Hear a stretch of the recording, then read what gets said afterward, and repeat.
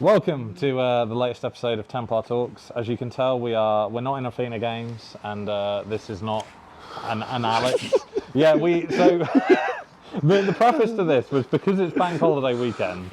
We figured we'd record outside and enjoy the sunshine, but the British weather has not done us well, and Alex couldn't even make it because we didn't realise there aren't any buses on bank holidays at all. So we've had to get special guest Rocco Vettese from Team Templar, the captain of Team Templar, of course. Yeah, dab on the haters. But yeah, no. So we are still recording outside. Unfortunately, there isn't enough time for us to record at Athena in the hours that we can get in there before this episode goes live. So we're recording outside, and as you can tell, it's kind of nice weather. Yeah. Really great. It's alright. It's all climatised a bit. From the heat wave. Yeah, I mean, it's definitely a different vibe to the heat wave for sure. Yeah. But yeah, so initially today's episode was supposed to be about the Dominaria United spoilers. Alex was going to run through some cards. I haven't looked at many spoilers for it, so he's going to kind of be like, this is a card. Is it good? And I was going to say, yes, it is, or no, it isn't. And he was going to tell me I was wrong most of the time because I don't know what I'm doing. But instead, we're going to pivot and we're going to talk about the cards that have caught our eyes a little bit. And then we're going to just talk about the state of the game. Yep. We've had a couple of fairly big tournaments lately. We've got another one in a week. Is it a week now? It's next weekend. Next weekend, yeah. And then we've got hopefully a couple more big ones in the next couple months as well.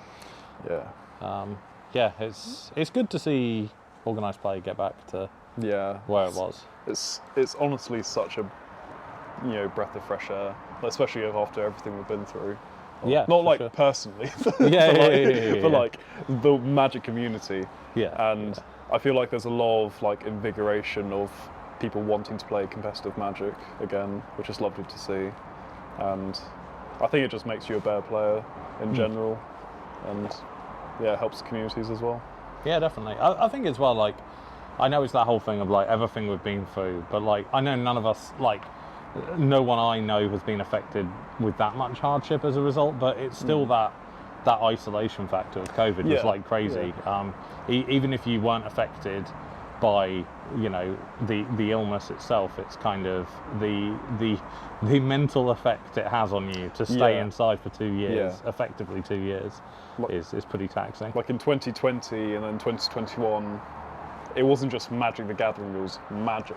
We had no gathering of any sorts. It was a bit miserable. It was wild. I didn't even know if we were going to get back because we had me and my wife were in America when it was all like Heathrow was shutting down, and we were just like our flight's tomorrow, and they were talking of like shutting people coming back into the UK, and we're just like literally.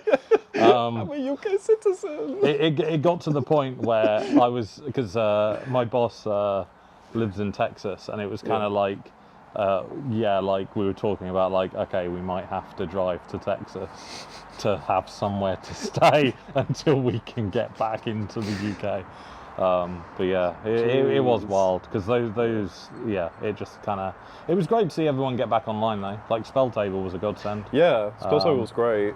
It was, for its sins, of course. Shout out to Alex for sorting out all the Spell Table stuff, because he had the whole leagues, didn't he? He invigorated back the gathering by basically stealing a bunch of promo packs and then giving them out to the winners. I'm going to call him out a little bit because I didn't even think about it until someone else was talking about the MTG games we played. I think it was Ed actually, when we were on the live podcast. I don't think I ever got my packs. I don't know what happened to them. I don't think I asked for them, to be fair. I think I was just like, we'll sort it out later. But I might be wrong, but I'm sure, I don't even know. Because I remember we got a load of packs from Athena at that time because there were no events, and we did giveaways at Christmas. We were just throwing them out at Christmas time. That was a nice kind of, a thing that came out of it. I think there were still like 8 people most weeks for like the more popular formats. Yeah, definitely for Modern there was at least 8. The superior Magic format. Yeah. Where are you at the moment, by the way? I know we're not supposed to tangent, but it is what it is. Yeah. With kind of Pioneer versus Modern, because I know Alex is firmly in the camp of he likes both, but he's very Pioneer, needs to get more precedence. It's interesting because I personally like. I know it sounds horrible, but I like Pioneer a tiny bit more than Modern, just a tiny bit, purely because it's not as unforgiving as Modern. Okay. Like you can, there's a few decks that you can play. Like purely, there's like lots of things that you can play in Pioneer, and you will do well-ish with them. Whereas in Modern, like you need to be playing MH2 cards, otherwise your deck is not good. Like that's basically, it's like block constructed MH2 for Modern. Like that's the running joke on like Twitter and stuff like that. But I find Pioneer is just a little bit easier for new players to get into, and easier for like people to understand, like, oh, this is the one deck that we need to keep an eye on, this is like the weird combo deck, this is like another mid-range cool deck. Whereas Modern is just like, all these niche decks could just come out of nowhere. Like we're talking about metagame, like 4-color and Amulet and stuff like that, and then there's like Belcher, out of nowhere, and then like. But I think for me that's what I like about Modern, because I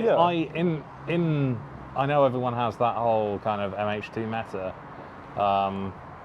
Actually, we'll cover this later when we go over the state of the meta. But I think there are those niche decks that aren't the MH2 meta. Yeah. And I think the MH2 meta discussion, I think, has made people a little comfortable, because they're kind of like, I know what I'm going to face, and then they're like, oh shit. I guess, you know. But before we go into that, let's go Dominaria United. Yeah. I honestly don't know anything about the set, other than there's a worse mana confluence in it, right? Yes, there is. There's Liliana's getting reprinted, but no one cares because it's power creep. I thought she was new. She seems really good for Pioneer. Yeah, to be fair, that might it'll probably be good for Pioneer. Oh, I don't even know if it's good enough for Pioneer. Yeah, I knew so. Oh, bless him. I'm not going to call him out, but I know this guy showed me a spoiler, and he was just like, "Wow, Liliana, this could be so good for Standard and Pioneer." And you didn't know Liliana got reprinted or anything. Yeah. It was like a really old mate from back in the day, and I was just like, "Mate, she's been printed for like 14 years now."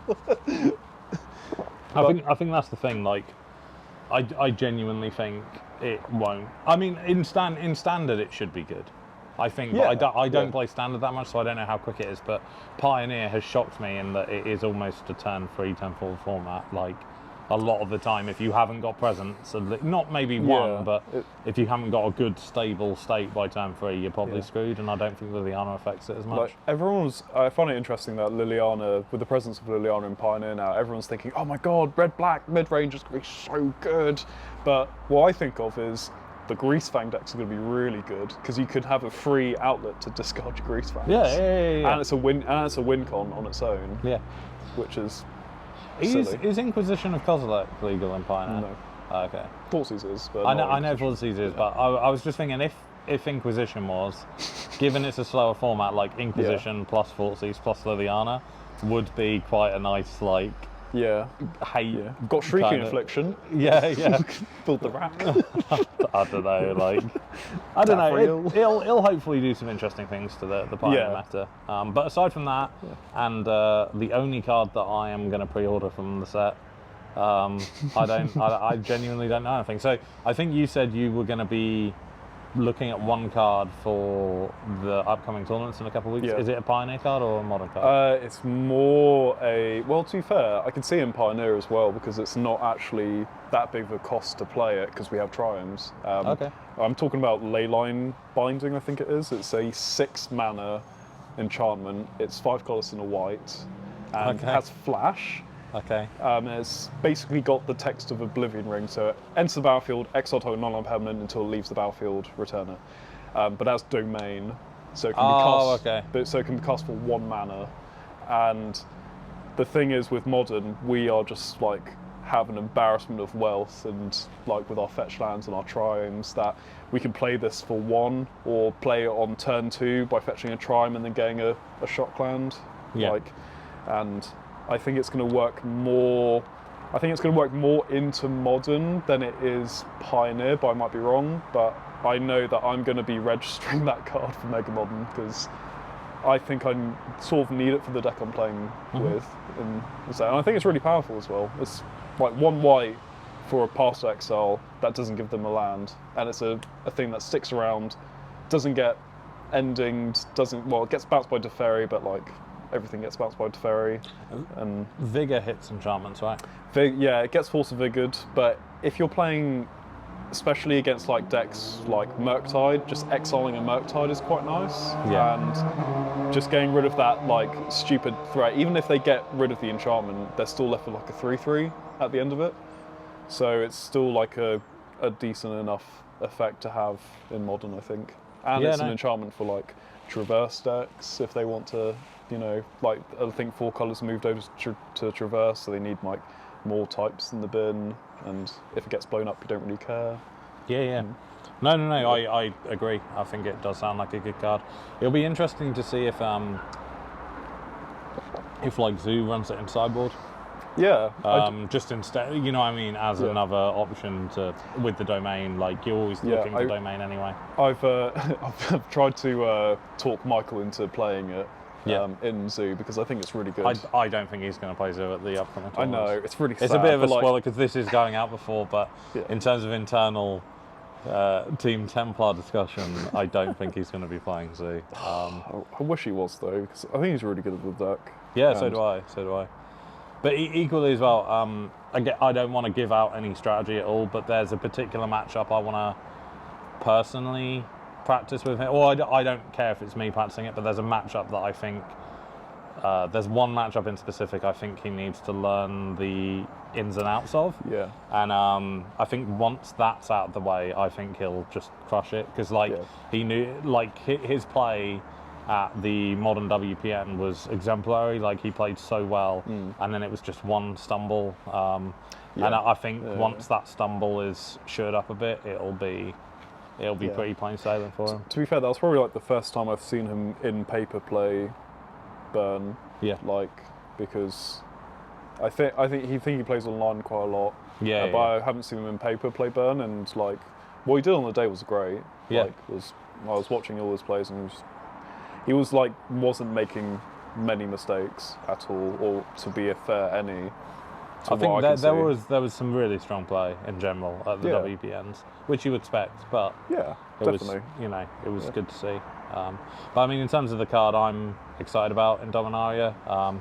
I am not a member of Team Templar, so I don't care if my strategy gets spiked. I really have no skin in the game when it comes to proper Magic. But my card I will be looking at bringing to Axion is, of course, the Merfolk Lord. Fishy boy. Fishy boys, indeed. I don't know if I'm going to play Merfolk. I think I am. It's really good. Like I'm talking about the card. The card's really good to like put into Merfolk.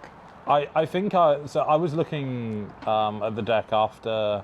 I should have 4-0'd Effingham. I fucked up against Todd. I really did. Like, it annoys me so much when I play Magic because I always overanalyze the plays afterwards. I realised that had I not been as tricky in one situation, I would have just 2-0'd him. But it's given me a lot of faith that even though I lost again in the last round, it does stand up against full colour. And I think it stands up against Cascade decks because you have so many counters and interaction. Especially with this new Merfolk. This is the thing. It's kind of like, Force of Negation gets countered by, that, and then you just flash in your Merfolk and go, sorry. I think so. I think I know this off by heart, but it's a 2-mana 1/1. And it says other Merfolk creatures you have control have +1/+1. Has flash. And it says all Merfolk have basically Curse Catcher's text, which is... So it's sacrifice a Merfolk. Sacrifice a Merfolk. A Merfolk, counter target, non-creature spell, unless its controller plays 1. So you could sack your whole board to stop a spell. In terms of like, if they play the 1, then you do it again. Like, you can stack them. I think that's excellent against 4 colour, because you can just... Is it 1/1 or is it 1/2? I think it's a 1/1. I'm pretty sure it's 1-1. I know it gets bolted, but I thought it was maybe everyone and their mums gets bolted. Yeah, well, yeah. That's what I mean. Like, I think it survives Ren is more what I can't remember if it does though. I think all these lords are. I think all the lords are 1-1s. I'm pretty sure Lord of Atlantis and the other lord are 2-2s. Yeah, all the lords in this set, like the goblin, the elf as well. Just tick off that. Where are you? Can't find it. I really hope we're getting DMCA claim for that. Just like Polydor Records or whoever it is that Blinker with these days. I believe 182 is still going. Yeah, they are, right? Yeah. They randomly went like top of the charts like during lockdown. I don't know if you how much you follow it, but obviously I'm a massive fan of Travis Barker. Like, I'm a drummer. I've always liked him. Yeah, I didn't realise the reason they haven't toured in Australia is he won't fly anywhere. Yeah. So when they tour, he gets on a boat. So like they can't commit to an Australian tour because he'd take like fucking a month to get there or something.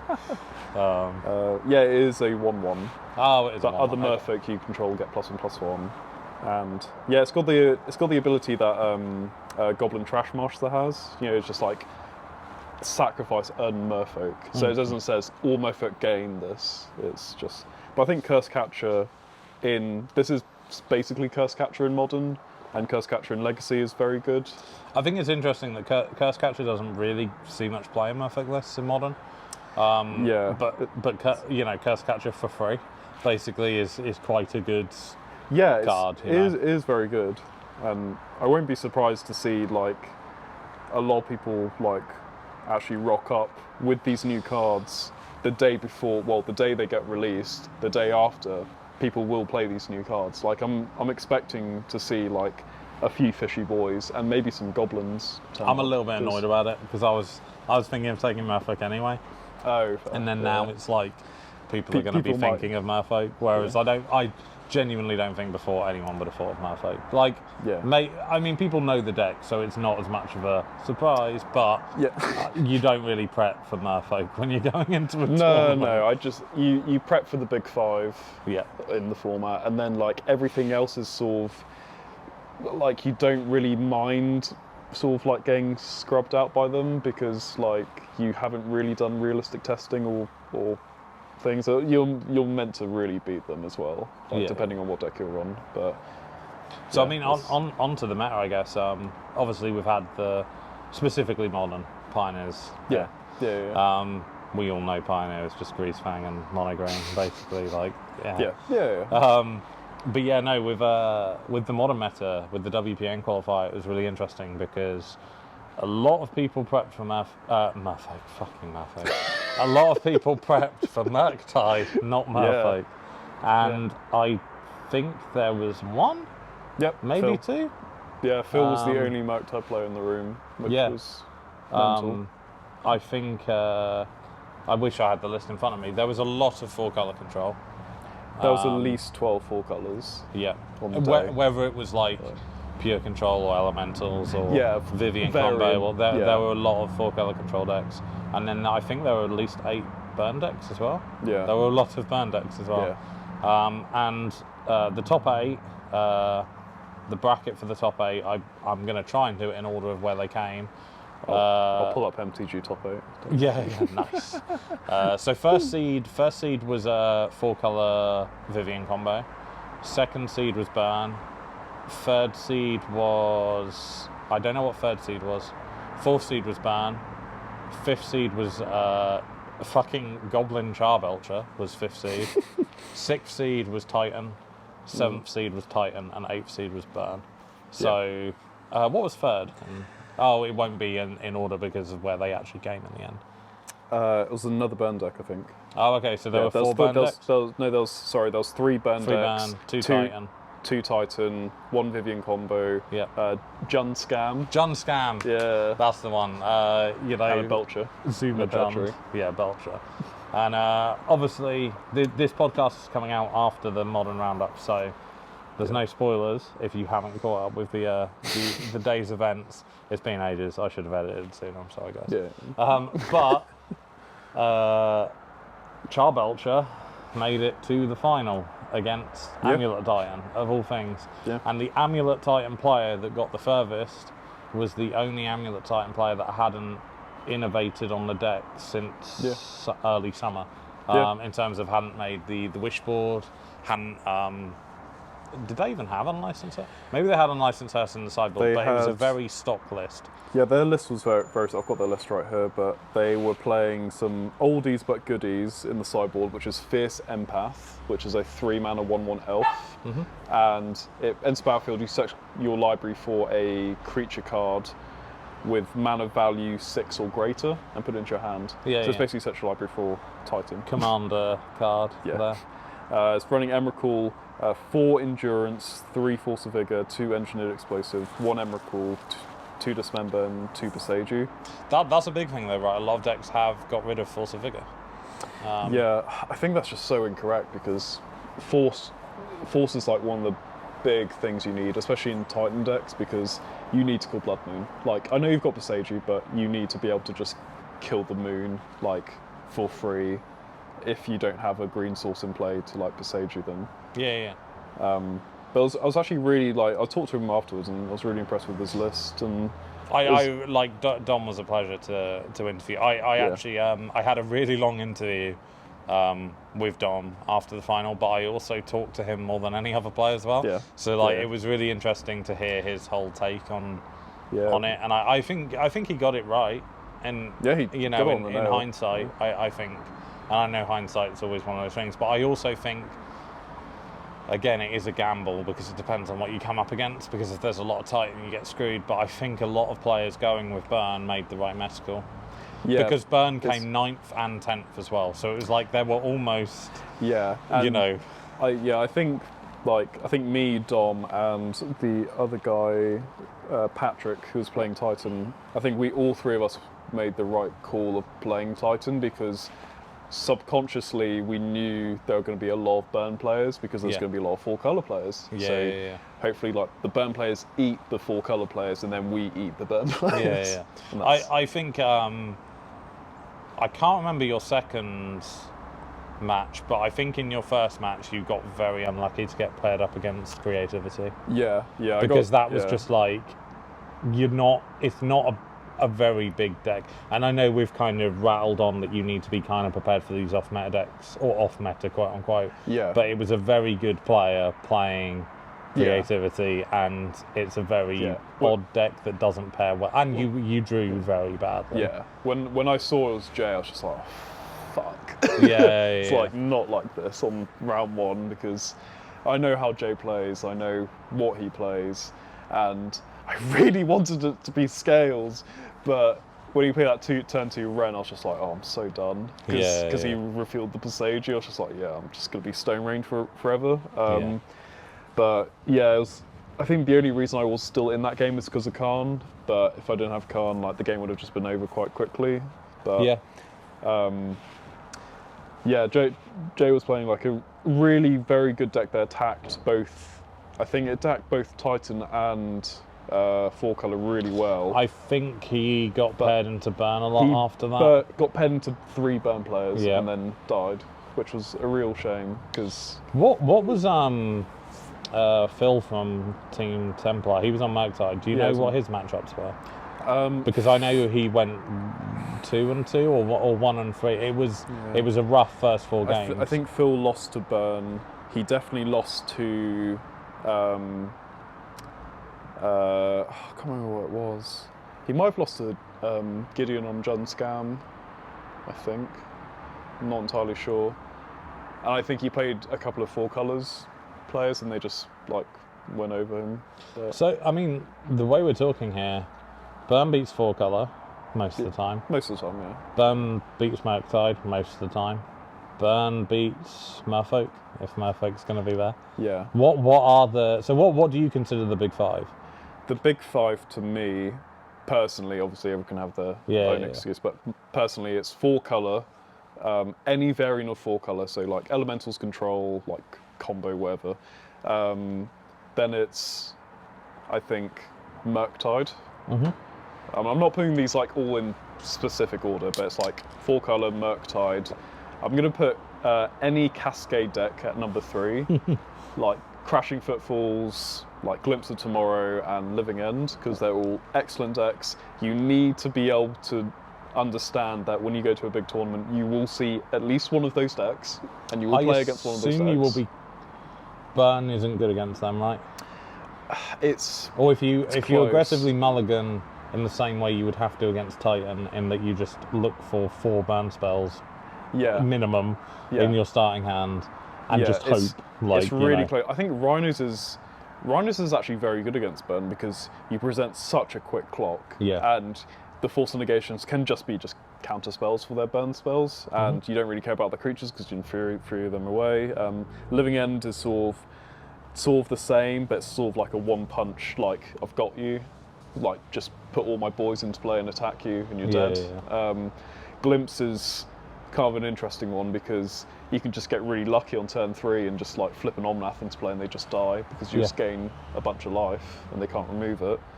And then I think number 4 is Amulet. I'm being a bit biased here because I really like Amulet, and I have played Amulet in the past. But Amulet is, I think, really well suited in this meta, and that comes on to number 5, which is Burn. I think Burn is it's a very good deck. It's very linear. It does what it says on the tin, but it has its weaknesses, as in it's not as quick as Amulet, and it's not as quick as like Rhinos.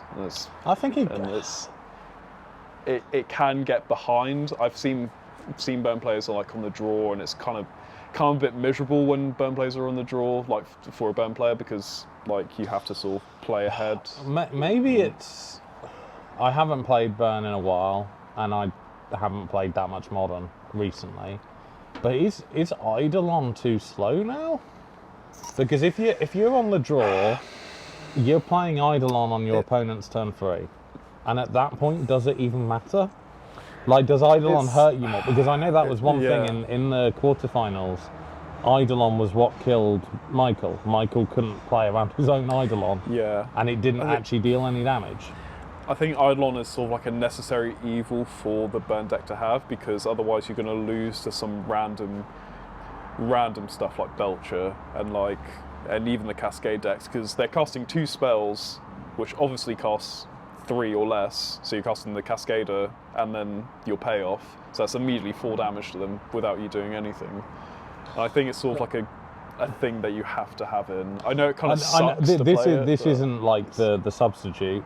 But as an example, though, 2 mana for 4 damage, that's 2 shots, right? Is it a card that you need to sideboard out now, after game 1, or equally maybe put in your instead of running 4, maybe run less? I know no one's doing it, and it's a really out of the box thought. But I do remember when I think it was either Modern Horizons 1 or 2, but Flame Rift was printed into Modern. And it's just 2 mana, both players take 4. For a colourless and a red, and it's a sorcery.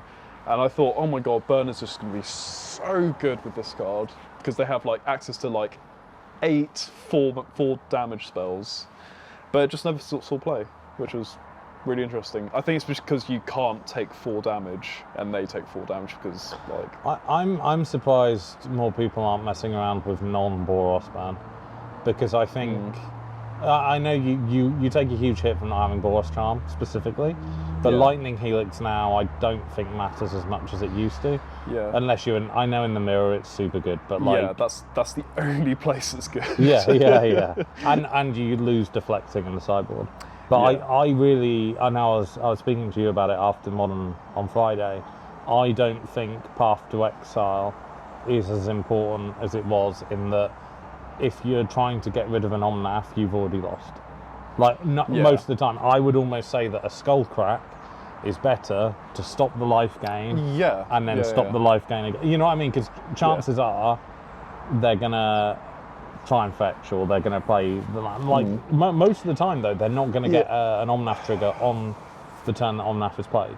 Because most of the time, if you're playing against a deck like Burn, you will play it turn 4, or it's too late, because, you know what I mean, you're letting Burn have 4 turns, 5 turns, and you're not going to die. I think like the only trade-off is if they like double bolt your Omnath, you're feeling pretty good. Yeah, because that's 6 damage, not at your face. But yeah, well, that's what I mean. I think Burn players like think about. I know the meme is that Burn's simple to play and you just go face, but I think Burn players think about getting rid of the creatures too much, and they need to go back to the I am trying to just kill you. I'm gonna tell you a quick story that Will's gonna love. Okay. But this was at GP London, and What year? built. Oh God, bloody hell! It must have been like 20. It's either 2017 or 2018, but I built my first like proper modern deck because I've like Will was lending me some cards. But I built Burn, and I was just like, oh, I'm just gassed to play it. And it was like the sort of finals, and I was like, I think I was 1-1. If I won this next round, I would have got enough tickets for a box. I was playing against like Eldrazi Taxes or whatever, and people say, oh, Burn's a really straightforward deck, but it's really not. You have to actually think about your plays and how you actually. It's more like chess. You have to think like 3 turns ahead and think, okay, this burn spell's for later, and this is for now. And I basically fucked up and made a really bad mistake, and I should have basically bolted one of his Thought Knots to kill it, because he blocked it with a Goblin Guide, blocked my Goblin Guide, and so I could draw another spell, because this bolt wasn't lethal because he was on 4, and I was just dead on the crack back to these Reality Smashers, and I just went bolt you instead, poo to 1, and then instead I should have just bolted the Thorns here, and Will's like, look at your top card, Rocco, and I looked at my top card as Boris Charm, so I would have won the game by just drawing it and just charming him. But I think like that instance gave me a good sort of like a good what's it called, perspective on thing. Because I thought, oh, Burn just goes, you're dead, but it's just not. It's, you actually have to think about your complex turns of effects, like what are your outs, how do you not die, how can you win on that turn, is it bolting the Thought Knots correct, is it not, like.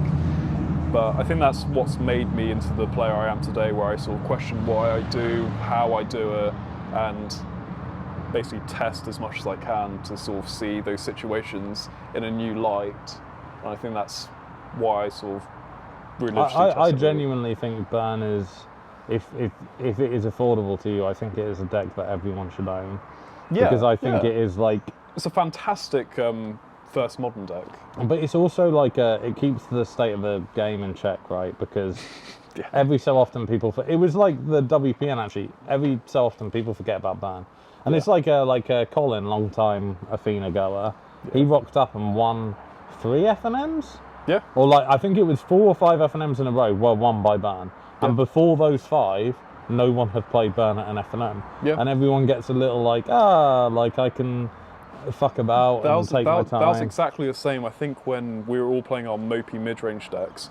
And then 3 Tron players show up and just fuck everyone. And then that just changed everyone's perspective. I was like, oh, okay, I need to think about this matchup now, like, as in, I need to respect it, because everyone just took all that. It's like Dredge as well, like, people just don't play Graveyard Hate anymore. Yeah. Like, and Dredge can just sometimes just 4-0. I think that's my whole point on this, like, the statement that everyone makes about MH2 being the meta. Yeah. Like, there are always these decks that come back and just catch players off guard. So, like, at the WPN, Charbelcher came second. Yeah. Quite frankly, Charbelcher probably should have won, but got incredibly unlucky with mulligans, and they were even playing Serum Powder. So they got, like, ridiculously unlucky in the last game. Like, I saw one game, even with Serum Powder, they went down to, like, 3. Do you know what I mean? And they just couldn't get there. But I think these decks exist. Merfolk, I know, does play the MH2 card, but it really doesn't matter that much. But like, Merfolk is actually very good right now. Tron is fairly good right now. Burn, fairly good right now. Yeah. And none of these decks play anything from MH2 other than the Merfolk. Yeah.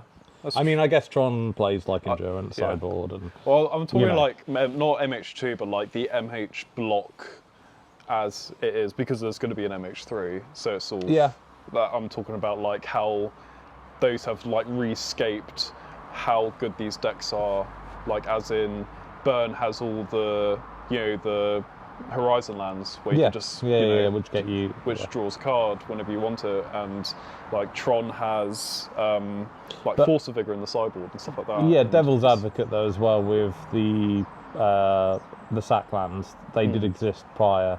It was just the wrong colour. They printed one. And everyone went mental over it because it was like, oh my god, so good. And they printed the other ones. I was like, oh yeah, these are still really good. Like the blue ones and the red ones.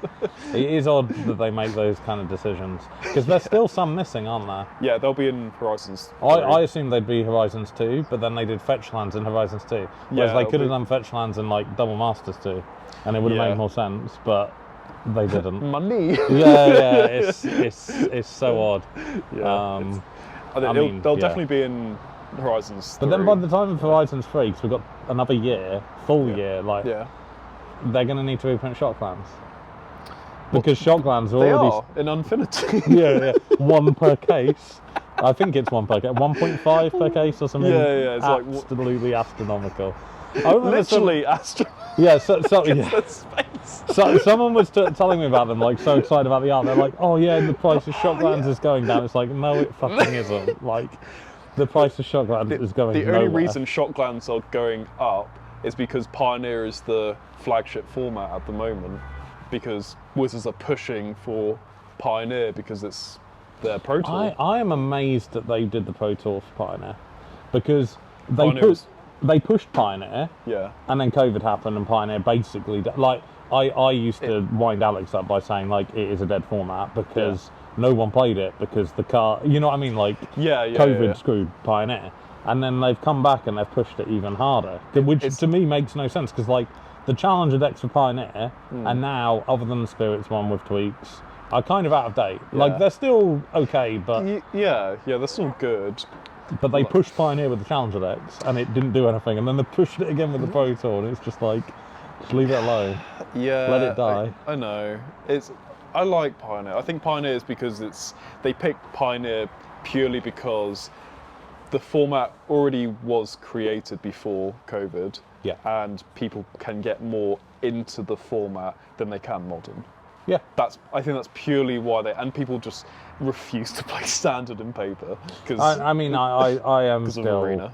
I think Pioneer will get eked up a little bit more so that it's Modern level. I think they might stop.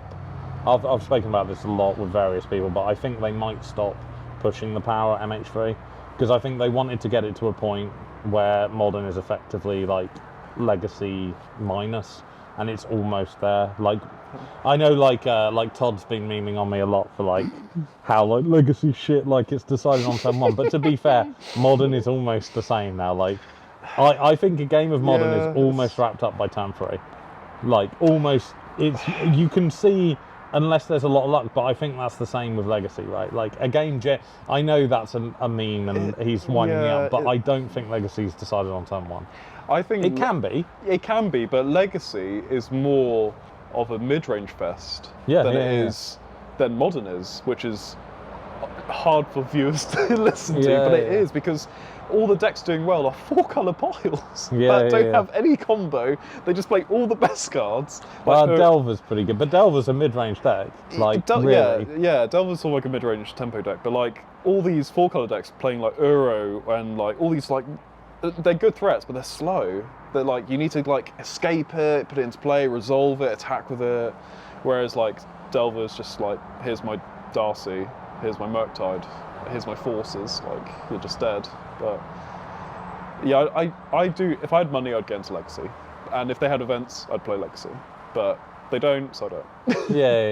Like, I think that's the big thing. Like, I think people are not just put off Legacy by budget, but by that the game's decided turn 1 logic, which is fair, but I don't think it always works out that way. And I think that's the same perception people have about CDH, because people think it's like, and it did used to, before they banned Flash, you could win before the game started, and that was stupid. But most of the time, it's very interactive.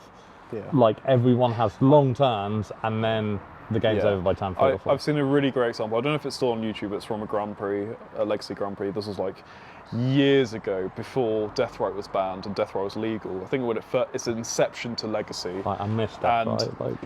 I witnessed someone cast a Deathrite charm on turn 1.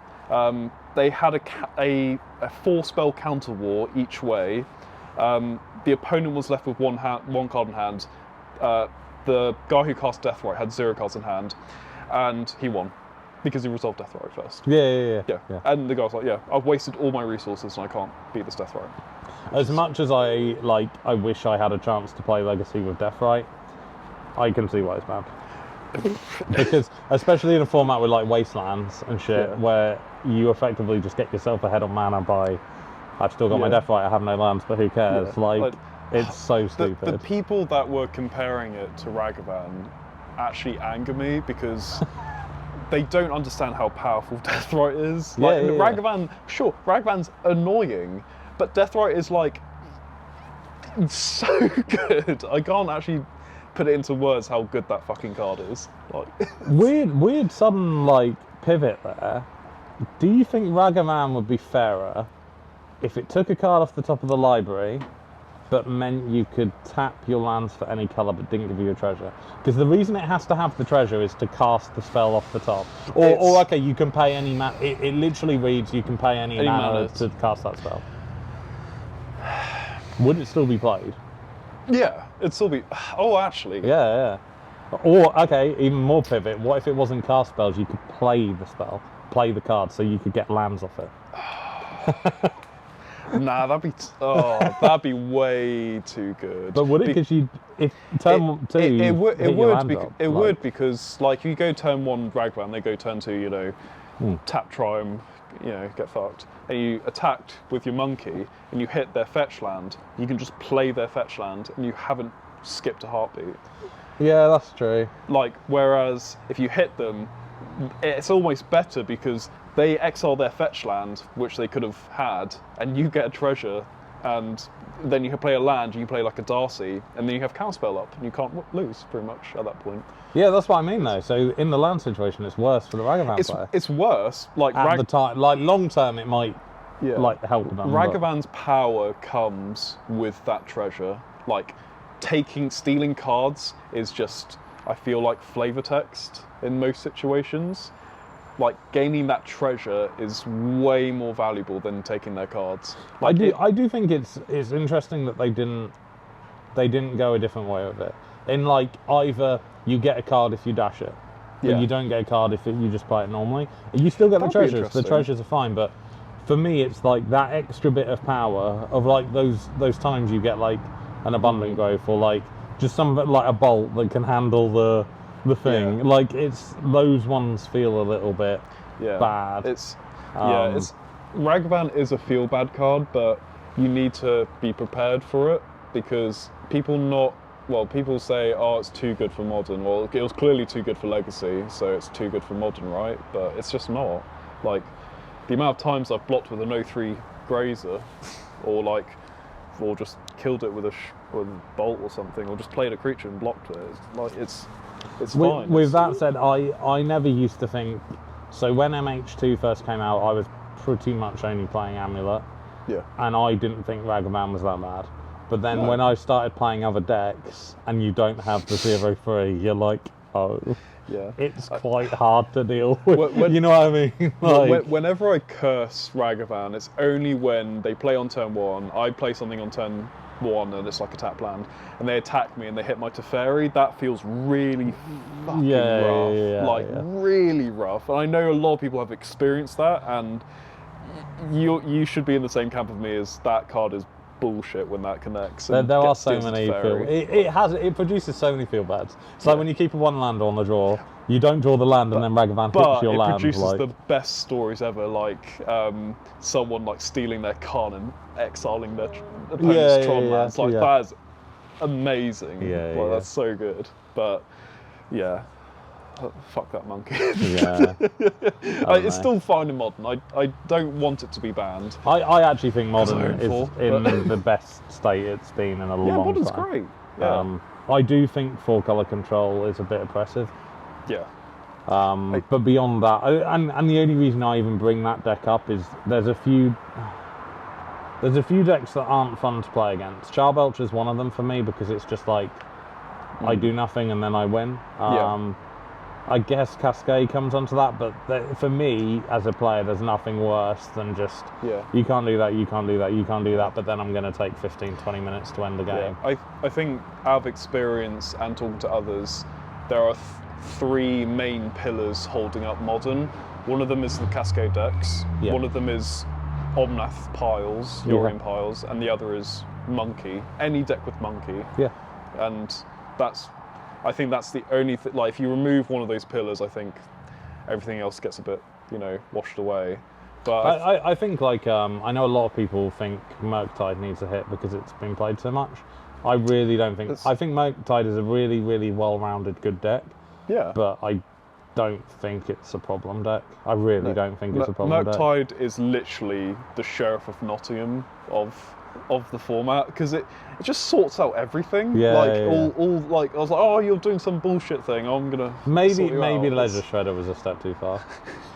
To be fair, but then again, saying that, most Murktide lists have cut Darcy, like some Darcy, so it's kind of doing.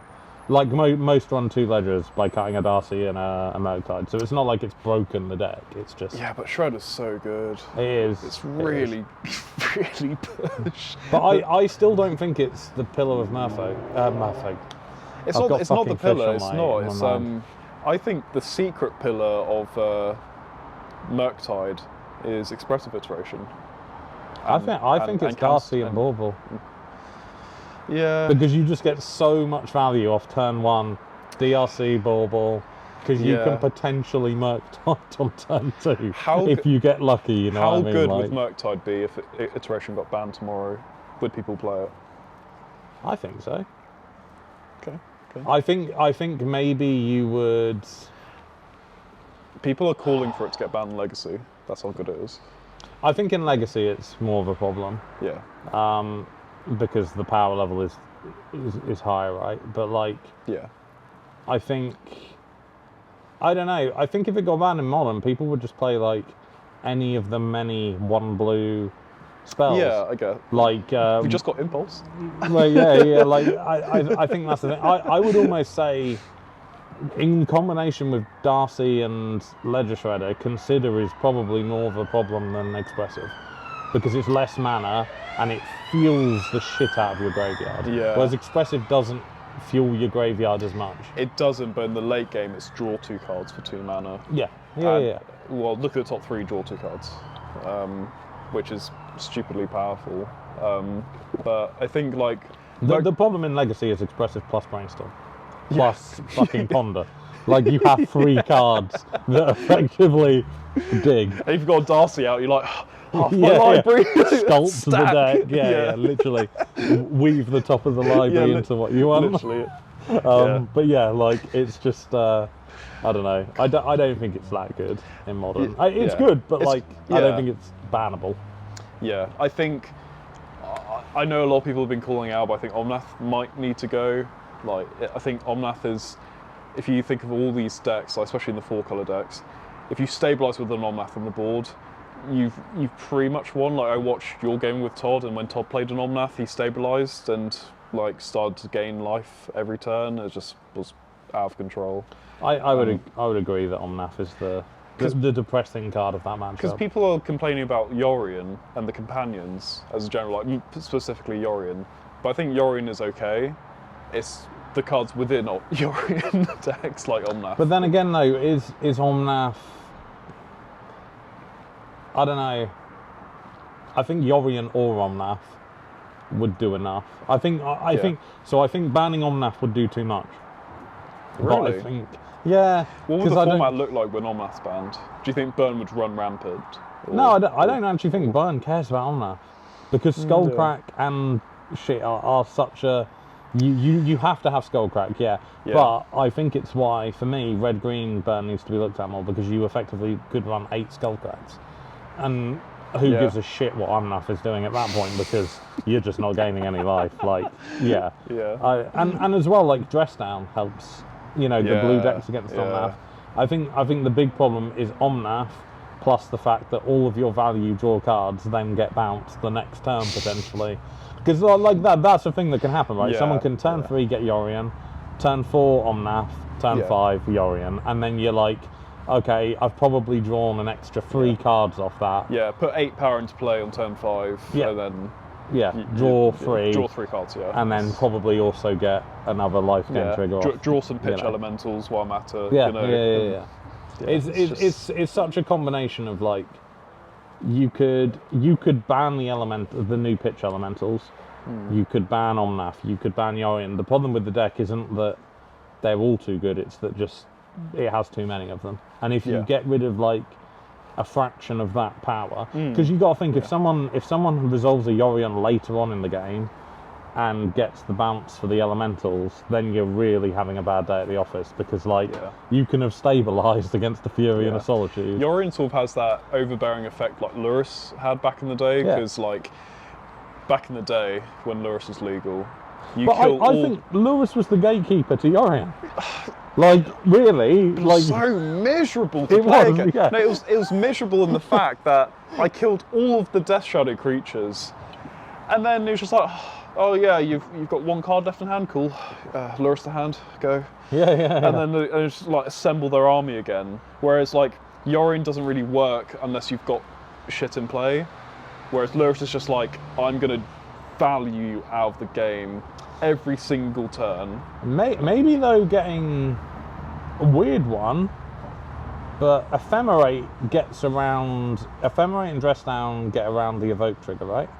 Does Dress Down? Yeah. Well, if you play Dress Down and you can evoke out something, it'll just stay in play. It won't do anything. It'll just. I think that's more the problem with Yorion, because it's not necessarily it's cheating out the elementals and then getting the extra bounce triggers off them that is the I think anything that keeps them around actually is like, especially when you're playing something like Burn, like Solitude coming out, getting cheated out and staying out is huge, because that's free life every turn. I find it funny that the 4-color decks, their necessary evil, well, the evil for it is Dress Down, but they play Dress Down because it's that good of a card. Dress Down is crazy good.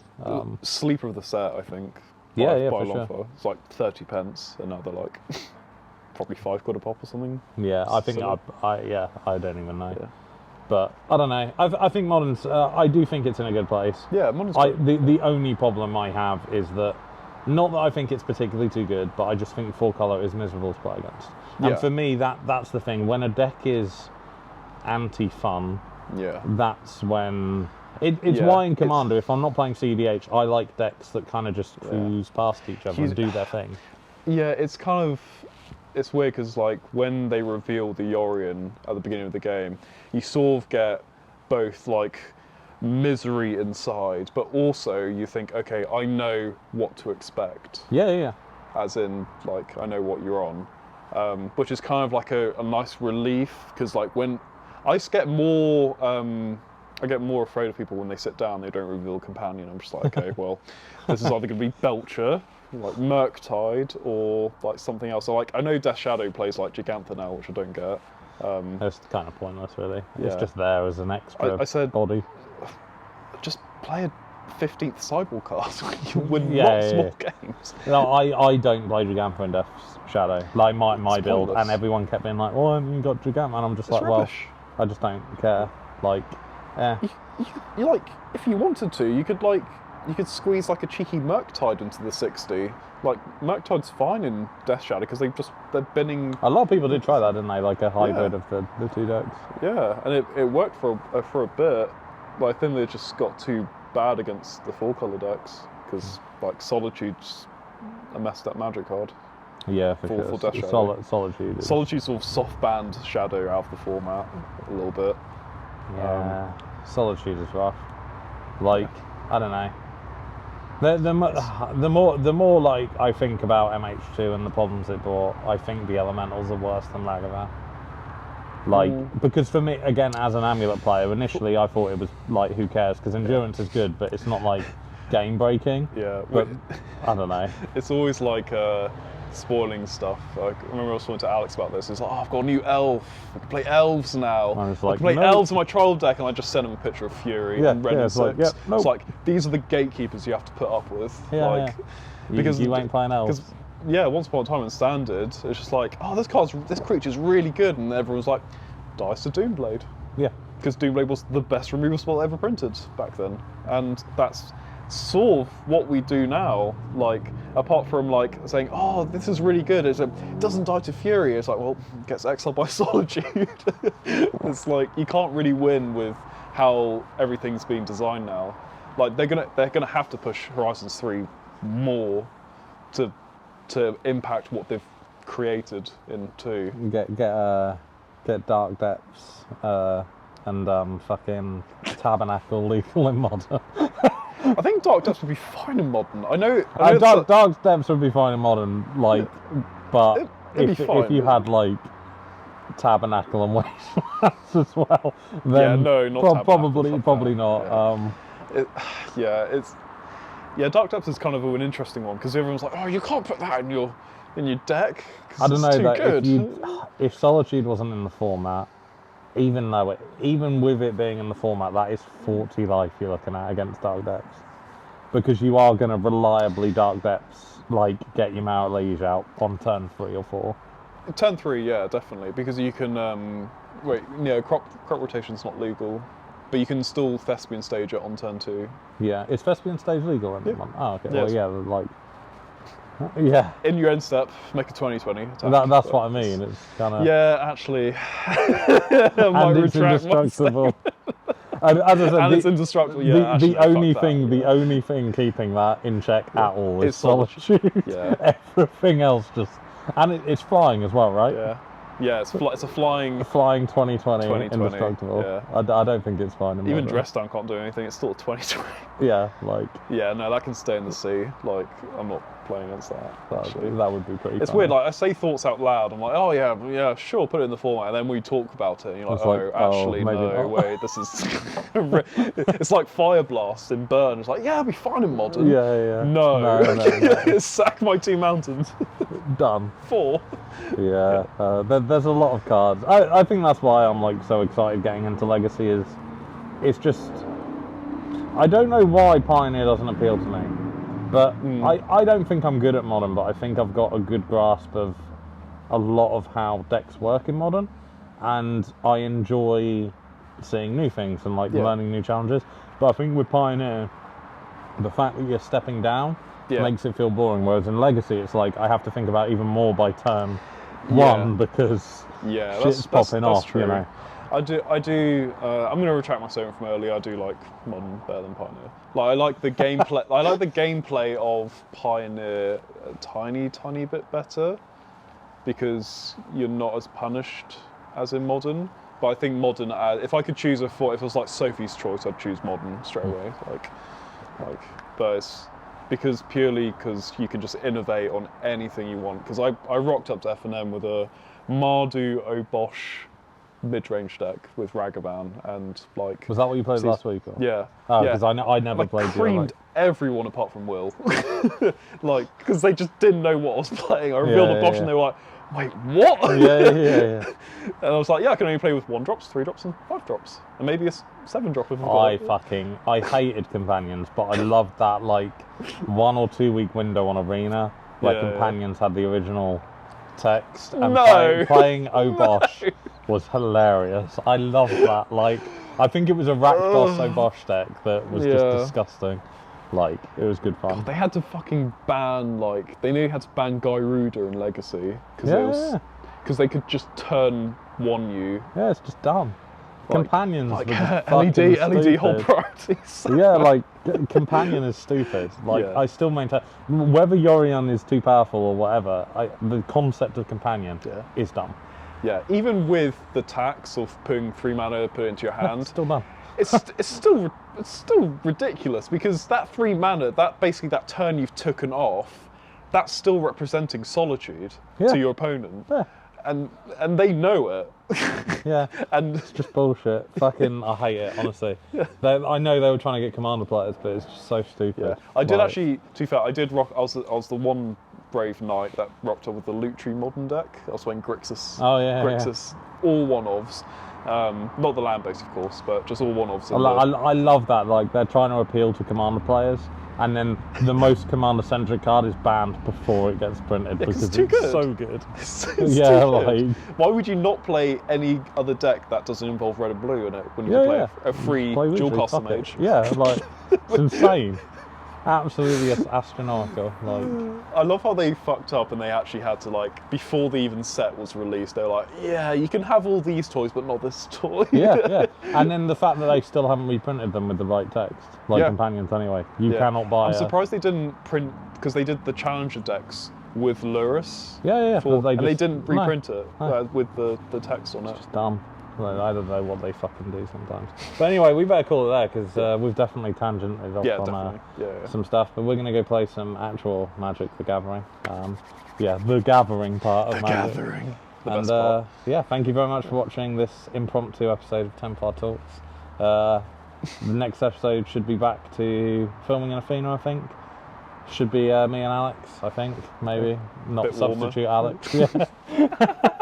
But yeah, we're going to be bringing a lot more Team Templar content. We've got some big event stuff planned and some exciting things. So stay tuned, and we'll see you soon.